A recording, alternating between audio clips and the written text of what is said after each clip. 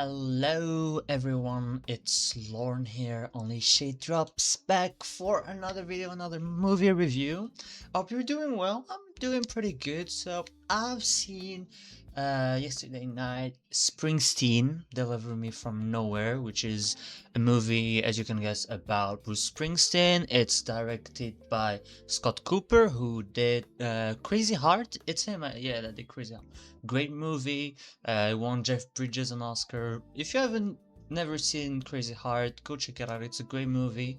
So this is about Bruce Springsteen, played by Jeremy Allen White, and the time period during which he wrote his album Nebraska. So this movie is mostly about the writing of that album, and the scenes in which he writes his songs are the strong points of the movie. I'll come to that a bit later, but it also really talks about his depression and his trauma with his father. Like, we go from past to present a lot, and there's this there's one thing I like here is it's not a womb to tomb musical biopic. Like, look at some which by let's look at this one is not to tomb, but Rockin' Man or Respect. Like, we would see the when the artist was a kid, they started singing, and then their career, and the end or not the end of their career if the artist is still singing currently. This one is a bit more like a complete unknown, which is more focused on a certain part of his career, and that I like more about biopics, like musical biopics. I'm not gonna lie, I'm a bit tired of them. There are some very good ones, there are some others that are not great, but I do prefer when we're talking about a certain period of time in an artist's career. So yeah, here we've got Springsteen writing his album and struggling with his depression. We follow also a lot his agent, played by Jeremy Strong, who is more than an agent. He's actually his best friend. He goes to war for him with these labels who want him to, like, let's have some hits, some albums, and Springsteen like, no, let's have this song, breathe it, just let it be raw.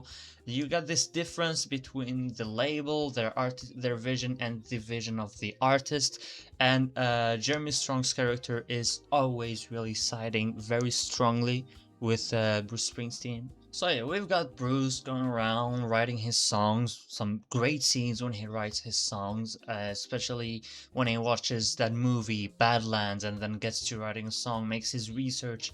That was a great part of that movie. There's also at some point a relationship. He has a girlfriend at some point, played by Odessa Young, and now we're gonna delve in one of the problems of the film. Like, there's scenes where they're together and with the kid of his girlfriend, she's got a kid, they're good. I like what I'm seeing there. I'm learning more about the characters, but the more we go on, the more the story gets distorted, then the relationship kind of ends a bit out of nowhere because he's depressed. He likes to be alone to write his music. He fears that he's not enough or anything, but the way the movie deals with that relationship, I don't really like, because we did not really get a lot. We get like one or two scenes where it speaks about their breakup, and I'm like, it's pretty brutal. But yeah, maybe that's a goal of the movie. Maybe they just didn't want to go too much into this relationship. I don't know if that was actually a thing, if it's a real thing. I think the relationship between Bruce Springsteen and that lady, or if it was just written in the script for dramatic purposes. I know there's another little bit of a problem with the movie is that we go from so many different scenes that the movie feels distorted. The story does not feel grounded. I wanted more from some scenes. Some scenes I'm like, okay, this is going somewhere, then we get to a whole other one, then a musical number, then he's with his girlfriend, then he's not. We're having a flashback of him with his father, played by Stephen Graham, and I'm like, okay, Could we get a more grounded story, like really know what's happening right here? And then yeah, at some point there were like 45 minutes where I was like, what's going on? Where is this story going? Like I can see that there is a lot of weight on his shoulders. There's something going on with this character. And well, at some point in the movie, he goes to see a therapist. And that's one of the best scenes of the movie. And like, I think the final 10 minutes of the movie are really great. And I wish we got more of that from the movie. But we just get a scene of 20-30 seconds between him and the therapist. So it's a movie that deals about depression but feels underwritten.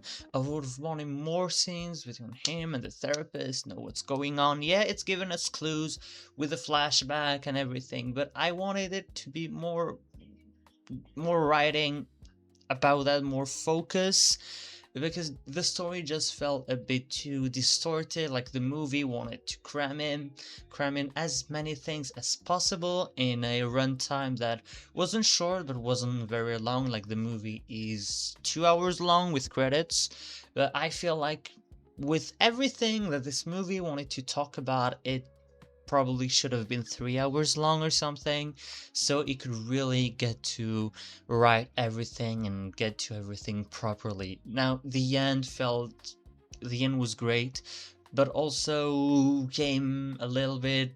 There's some stuff that came a little bit out of nowhere. So there are great things about this movie. There are also some other things that make it not a great movie. I think overall it's okay. If you're a fan of Bruce Springsteen, you should check it out. But yeah, I wanted a bit more from it. Performances, Jeremy Allen White is great in this movie. It's a very good performance. He's got a nomination for Globe, I think.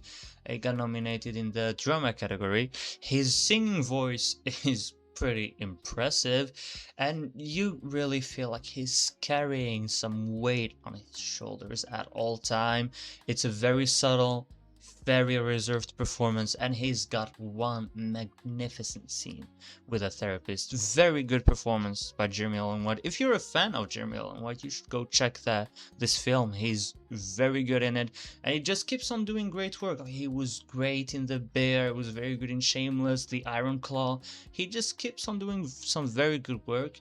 In the supporting cast, the standout was Jeremy Strong, who's, yeah, he's a great actor, and he kind of disappears behind this role as he does not get a lot of material, but he does a very good job with what he's given.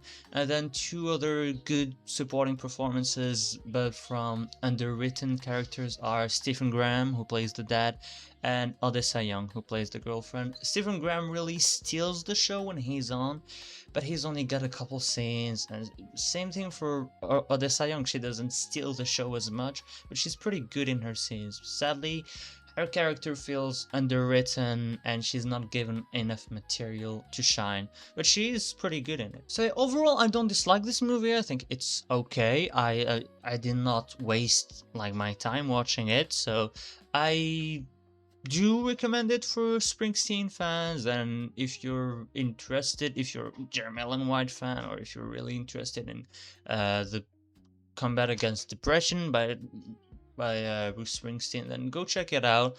But yeah, if you want a great Scott Cooper movie, go watch Crazy Heart. That's a better one. So yeah, thanks a lot for watching this video. I hope you liked it. If you did, please put a like, subscribe, follow me on social media. Blue Sky. I'll see you in another video. Bye bye.